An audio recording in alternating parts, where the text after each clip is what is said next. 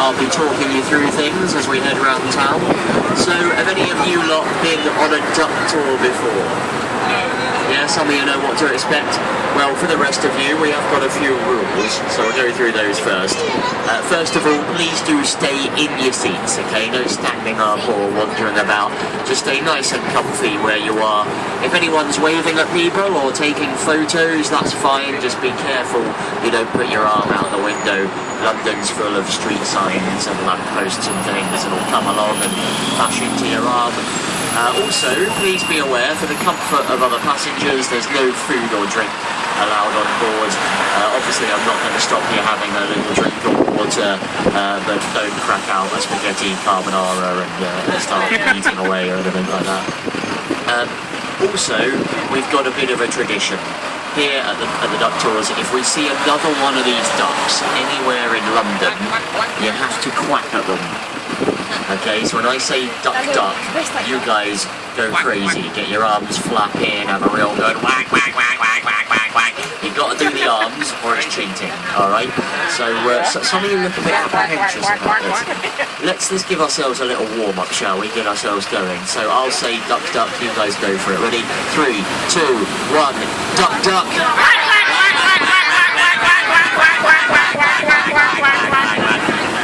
I love how the adults are more into that than the kids are. The kids are like, I'm going to let my mum and dad do the quacking.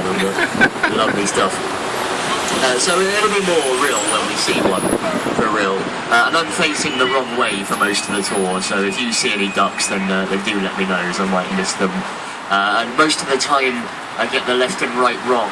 Correct, but sometimes because I'm facing the wrong way, I do say the wrong left or right. So just look at where I'm pointing is the general rule as we head around London. So we're on Portia today. We got several ducks, and they're all named after different Shakespeare characters. So we'll see which other ones we spot as we head round. We will see at least one other duck, because we'll be swapping onto a different vehicle to head onto the river. But it only takes a minute to swap over, so no great shakes there. We're just heading on to Westminster Bridge here to start off the tour. This was the second place in London that they built a bridge. We had London Bridge. That was built about 2,000 years ago, the original London Bridge. And that was all London had for 1,700 years. It only had one bridge. And then we decided to build a second bridge. And this is where the second bridge was built here at Westminster. And this is the second version of the second bridge. We got a big stone lion coming up on the right. The South Bank Lion is a kind of mascot to the area. He's behind the trees here on the right hand side. He's made of codestone, an indestructible material which we've lost the recipe for. We can't make it anymore. And this is the section of the river that we're going to be on later on. We'll be getting in the water, 2 bridges down at Vauxhall. We'll be sailing up here and back again. So we will see a lot more of the Houses of Parliament later. I'll tell you more about it then. But that is where our MPs work, the members of Parliament, the people who supposedly run the country. They're all on holiday at the moment, which is probably a good thing. They can't do any harm if they're not coming into work, at least. Now, there's not enough offices for all of them in there, so they have got an extension over this side. This is Portcullis House, politicians' offices.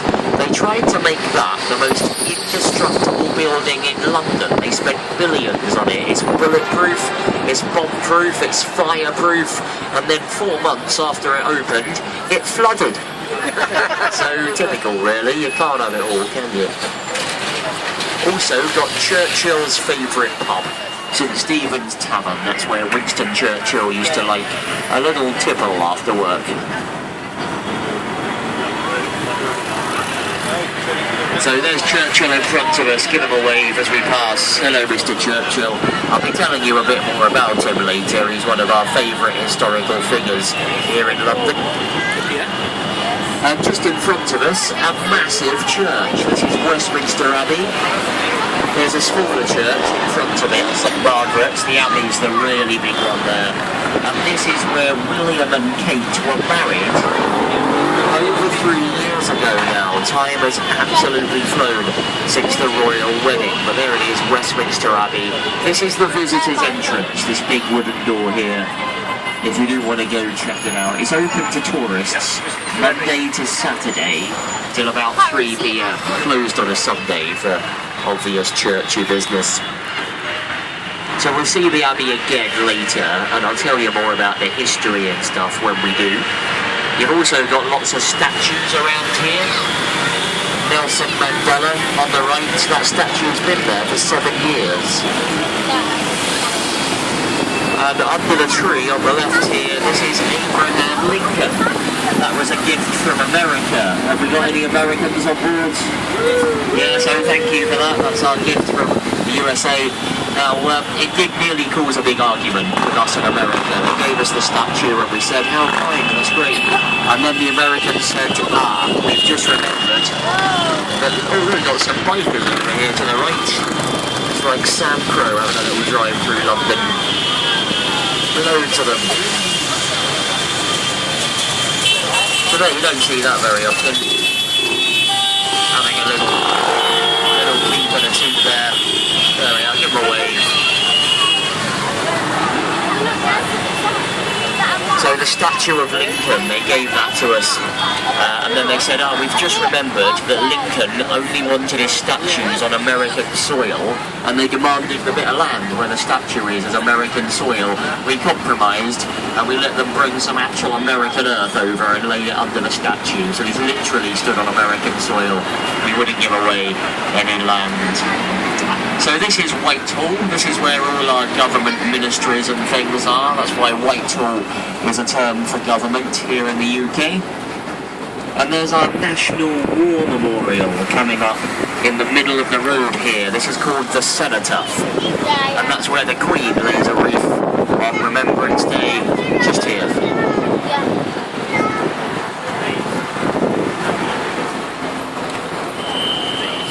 And on the left, this is Downing Street.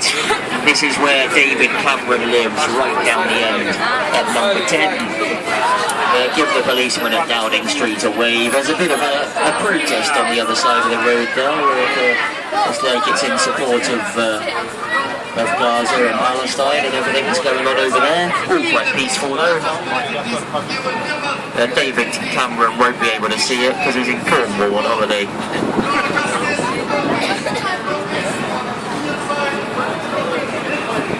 So this big building over on the right, that's the MOD, the Ministry of Defence, known as the Iceberg Building, because most of it is underground. This is just the tip of the iceberg we see here.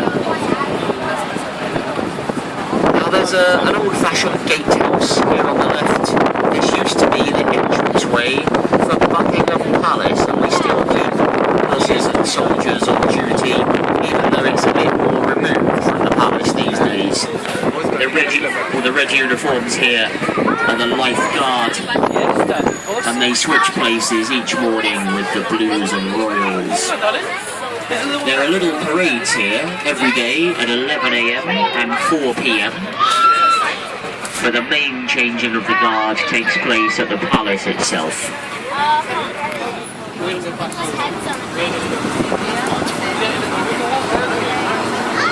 And up in front of us here is Trafalgar Square. There it is with Nelson's column in the centre, Horatio Nelson up on the top. If you know your history, we built Trafalgar Square after we won the Battle of Trafalgar, 1805. We were having a little war with the French and the Spanish. We sent Lord Nelson over to sink all the enemy boats, and he did. He sailed to Trafalgar. There was a bit of a ding-dong. He sunk all Napoleon's boats, and we won the battle. So we built a big square here to celebrate. Nelson himself, he got killed at the battle, shot by a French sniper. So that's why they've got the column in the middle as a memorial for Horatio Nelson. Normally in those days, if you died at sea, you were buried at sea, but Nelson was such a hero they wanted him brought home, and he's buried in St Paul's Cathedral. It took about a month to get the body back to London, so they transported him in a barrel of brandy. Quite a nice brandy they'd looted off the French. They got him back here, opened up the barrel, Nelson's in there, nicely preserved. The brandy was all gone. It seemed that on the final night of the voyage, the sailors all had one final drink, quite literally, with their admiral. Not very nice, I know. They were told off about that, and their defence was that it was a very full-bodied brandy. They all fancied a stiff drink. So there we are, Trafalgar Square, Nelson's column on the right there. At the base of the column, the famous lions of Trafalgar Square. When they made the lions, the sculptor was using a dead lion as a model, but it rotted away and the back half of it fell off. So he had to use his pet dog to finish off the statues here. They're half lion, half Labrador. Labra lions, I like to call them. And animal experts say they are sitting more like dogs than like cats. Cats don't sort of sit like that, apparently. Now, they're not the only animals here. There's also a giant blue chicken in the far corner. The big blue chicken there, the latest piece of modern art to sit outside the National Gallery. They change it over every year or so. The National Gallery is the big building at the back there, and that's free to get in. Lovely treasure trove of artwork in there, so well worth having a look at while you're here in London. There's another statue on the right, under the trees. This is King George III. He was the Mad King. You might have heard about the madness of King George. This is the chap they're talking about. He went insane, started talking to trees. They've left a few trees around this statue there. He can still have a natter away when the need arises. So the road ahead of us here, this is Pall Mall. Now this is where you got lots of very fancy buildings. They're all gentlemen's clubs. So this is the kind of place where Alan Sugar and his pals would have their lunches, do all their business deals. My favourite of all the gentlemen's clubs is the Reform Club, the dark grey building on the left. This is where Phileas Fogg began his 80-day journey around the world in Jules Verne's famous novel. A fictional story, but the club there is real. There's a very interesting travel agents down here as well. If you got a spare 200,000 US dollars, pop into number 50, book yourself a holiday in space. Virgin Galactic is down here. They're planning the first space holidays. Loads of celebrities have already booked, including Justin Bieber. They're sending Bieber into space at last. One way, I believe. Have a look in the window here on the right, number 50. There's a model of their spaceship. Yeah, sorry madam, we're not pointing at you. There's a spaceship behind you. Looked a bit embarrassed. So on the left here, St James's Palace. Now it's quite quiet here these days. Prince Charles has got a residence right down the end, Clarence House, but most of the palace is relatively unused. It used to be our official royal residence before we used Buckingham Palace, and now it's home to just any visitors or people that might want to use it. Lots of very traditional shops along here. Kind of shops that supply goods to the royal family. And there's another gentlemen's club here on the left where these blue railings are.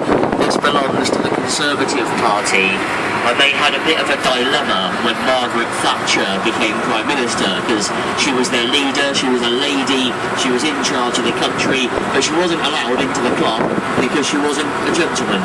So they thought, what do we do? They had a little meeting and they thought maybe we could start allowing lady members during the 21st century, but no, they decided to make Margaret Thatcher an honorary man so that she could go along to the club there. I'm pretty sure she declined that generous invitation. Another club here on the right, this is White's, where the black door is there, White's Club. Prince Charles is a member. He had his stag do there before he married Lady Diana. Before he married Camilla, he just went to the Wetherspoons up there. Didn't really make a fuss of that one. So here's quite a fancy hotel on the left, the Ritz.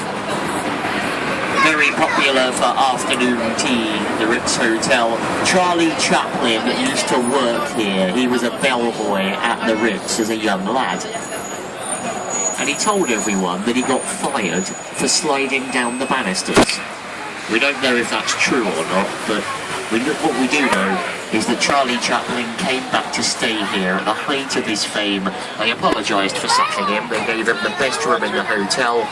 And to really spoil him, they held a Charlie Chaplin look-alike contest at the Ritz here. So you can imagine the scene. Hundreds of Chaplins have turned up, all eager to win the prize money. Now the real Chaplin, he came down and he met the look-alikes. He had a laugh and a joke, showed them some of his moves. As they all got ushered inside, he followed them in. He gave a fake name and he entered the contest. He got up on stage, did his impression of himself. The judges were very impressed. And in the Charlie Chaplin look-alike contest, Charlie Chaplin came third.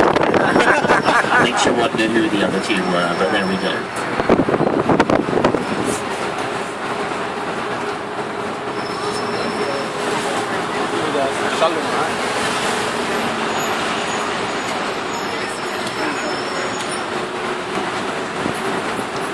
On the left, this is Green Park.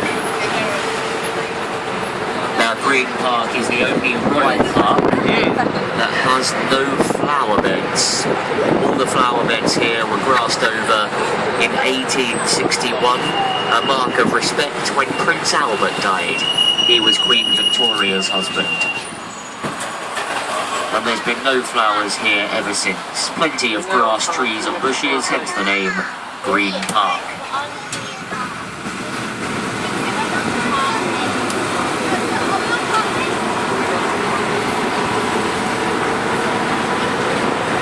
Now at the end of the park here there's a big junction known as Hyde Park Corner, and this is where we have a lot of war memorials here in London. The newest one is just coming up on the left here, where all these pillars are. This is for the Bomber Command of the Royal Air Force. So have a look through the pillars. There's a lovely statue of the airman just here.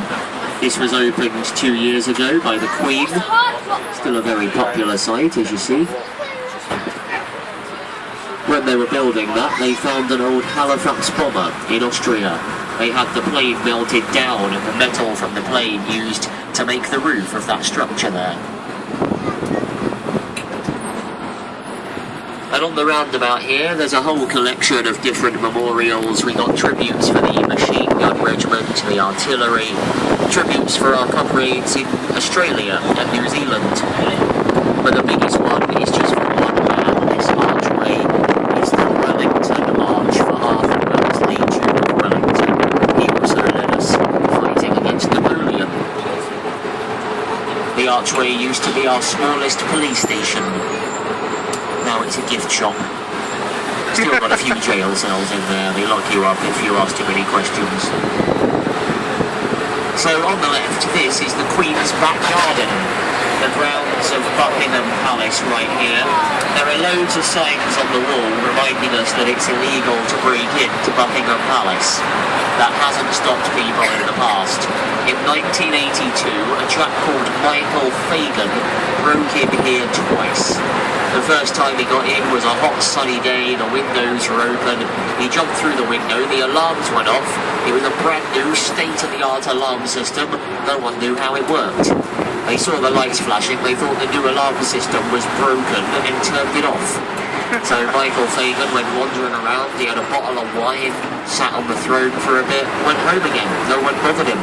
The Queen was out, so he was a bit disappointed. He came back 2 weeks later to meet Her Majesty. He got onto the roof second time round, got in a skylight, and he found the Queen's bedroom, woke her up and said, "Hello, I'm Michael," and then he told her his whole life story. And the Queen sat there a bit tired, doesn't know who he is, but she's very polite, the Queen. She doesn't interrupt. So she sat there listening to his tale. She felt a bit awkward in her pyjamas, so she didn't hit her panic button. All the lights went off once again, and they thought the system was broken and turned it off. So the Queen was stuck with him for 20 minutes, and in the end she said, "Can I get you anything?" And he asked her for a pack of cigarettes. So the Queen phoned her butler, said, "Hello, good morning, this is the Queen. Can one have some cigarettes brought up immediately, please?" And that's what raised the alarm. The Queen has never asked for cigarettes in her life. They arrested Michael Fagan, and the Queen just wanted him to be returned to his family. Here's the Royal Mews. That's where they keep all the horses and carriages. Michael Fagan still works in the area, believe it or not. He is actually a driver on the London Duck Tours. No, not really, that's our Tim. I don't think he's allowed anywhere near the place. So here is Buckingham Palace on the left. You've got the Royal Mews and the Queen's Gallery that are open all year long, and the palace itself is open at the moment. It only opens in August and September. So here's the entrance to the main part of Buckingham Palace if you are going to visit. It's a lot smaller than most people think. It started life as a stately home, a kind of country house. It was home to the Duke of Buckingham. And then George III bought it for the royals. George IV had it doubled in size, converted into the palace we've got here today. It was only ever a spare palace, really, until Queen Victoria came to the throne. She made it the official residence in 1837. The big golden statue outside, that was put in place when Queen Victoria died in 1901. The Victoria Memorial. So Queen Victoria ruled there for 64 years, and that's a record for any king or queen in this country, 64 years. Queen Elizabeth will overtake her next September, so just over a year to go. I imagine we'll be having quite a celebration when she breaks the record. Now, the changing of the guard also takes place at the palace. That's every morning at 11:30. Sometimes it does change, often on a Sunday, so if you're going to go tomorrow, check the website. Double check what time it starts. The soldiers who take part in the changing of the guard and guard the royal family, they're based here in London, Wellington Barracks. Give them a wave as we pass. Good afternoon, sir.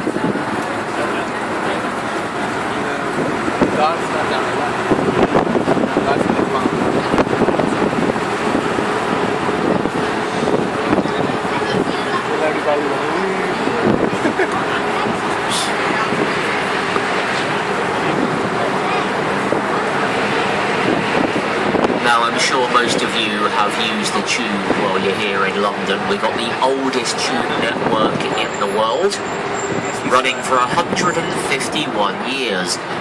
And they got their headquarters here. That's where the tube is run from. Now that means they started running in 1863, and when you work it out, we still did public executions here in London until 1868. So for 5 years, you could get the tube to go and watch someone be hanged in public. Nice family day out for you. Luckily, we can't do that anymore, mainly due to engineering works. But even older than the tube is Westminster Abbey. We're going to get a much better look at the Abbey. It's here in front of us. Much better looking from this angle. Beautiful building on the inside and the outside.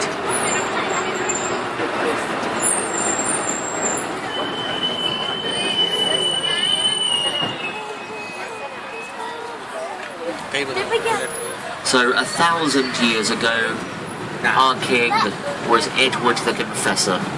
He was invited to Rome to see the Pope. He had to decline the invitation. He was a bit worried about causing offence. So he said in his letter, "I'll build you a massive church in London in your honour, Mr. Pope." So that's where they built this. Eventually it was completed in 1065. A year later was 1066, the Battle of Hastings, and that's when it all changed. William the Conqueror became our king. He was crowned here in the Abbey, and all all of our monarchs, all our kings and queens, have been crowned here for nearly 1,000 years now. Most of them are buried there as well.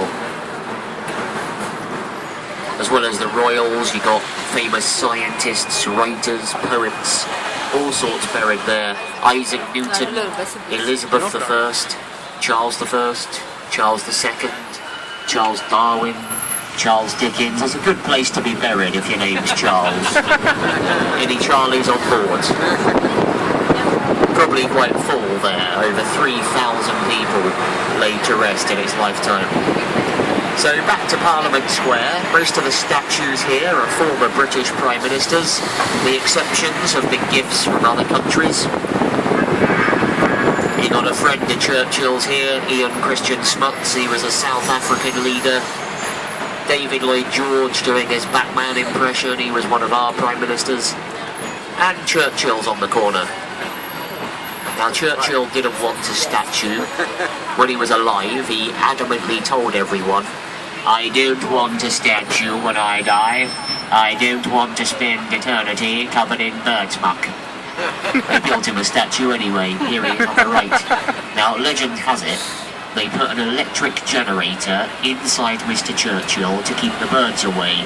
This sounds a bit daft. We looked into it and it's true. They did put an electric generator in there, but we don't know if it was ever actually hooked up to the power supply or not.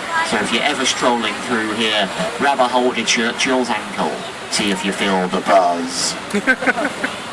He's also the only statue that faces out, keeping an ever-watchful eye over the goings-on here in Parliament. Or some people argue he is actually looking at his favourite pub over there, St Stephen's Tavern. So lots of people enjoying the sunshine, well, the odd glimpse of sunshine here in Parliament Square. But it all used to be quite gory. This is where they used to have people hung, drawn and quartered in the square here. A bit nicer these days. So let's have a look at Parliament on the left here. This bit in the middle is Westminster Hall. That's the only surviving part of the original palace. Westminster Hall was completed in 1097, but most of the original palace burnt down in the 1830s. This used to be our main court of law. People like Braveheart and Guy Fawkes were put on trial here.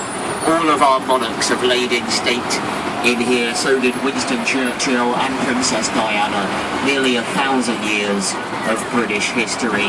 Now you see here, the newer part of the palace has a very different design, this neo-Gothic pattern. And that was all rebuilt after the fire in the 1800s. And at the end of the building, a very fancy archway. This is reserved for the Queen when she visits there, the Sovereign's entrance, or the Queen's entrance there. They do also use it for deliveries, so sometimes that's glamorous. So that's where Winston Churchill would have worked. He was wandering the Houses of Parliament there with his trademark cigar and a glass of brandy. Now, some of the politicians at the time found Churchill a little bit unprofessional. Betty Braddock was one of them. She smelt brandy on his breath one day, and she told him off in front of all his friends. She said, "Mr. Churchill, you, sir, are drunk." He took one look at her, and Betty Braddock wasn't very attractive, and his response was, "Yes, my dear, I may be drunk, but you are ugly. At least in the morning, I shall be sober." So he was quite a charmer. There was also Nancy Astor, the first ever female MP. She was in a fury with Churchill one day, and on the way out of Parliament she said, "Mr. Churchill, if I were your wife, I would poison your tea." And straight away he replied, "Lady Nancy, if I were your husband, I would gladly drink it." So no wonder he went into politics. He was very quick with words. There's a big wet thing on the left here. We like to call that the River Thames. be a few minutes before we're on the river ourselves. On the right here is the Tate Britain. This is the more traditional of our art galleries, and that was founded in 1897 by Henry Tate. The whole gallery there paid for by his sugar empire.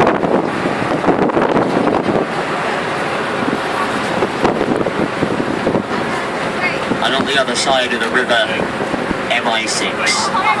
You might recognise that from various Bond movies. There's some explosive action there with Daniel Craig in Skyfall, and also with Pierce Brosnan in The World Is Not Enough. That's the one where at the beginning they smash a speedboat through the front window of MI6. It soars through the air, smashes down into the Thames.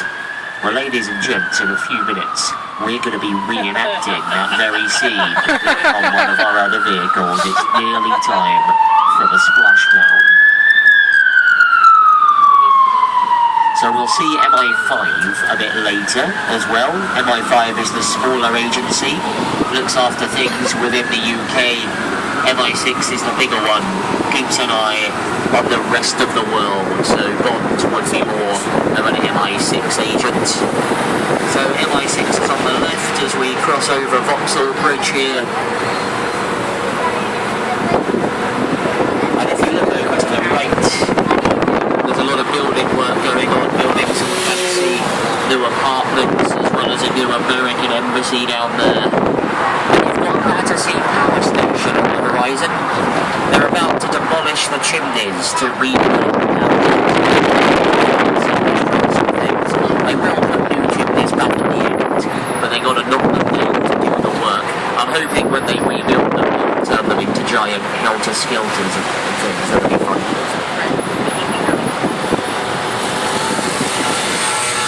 Now, we are going to be swapping vehicles in a moment, ladies and gents, so please stay in your seats. I'll give you a holler from the back when it's clear to disembark.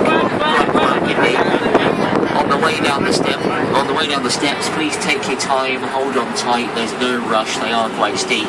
I will be there to help anyone that needs any assistance. And when we get onto the other dock, can I please ask that you all sit in the same seats that you are now to avoid any arguments or fisticuffs. It has happened over the years, so just keep it all fair. It's exactly the same layout on the other dock, so just wait in your seats till I give you a holler.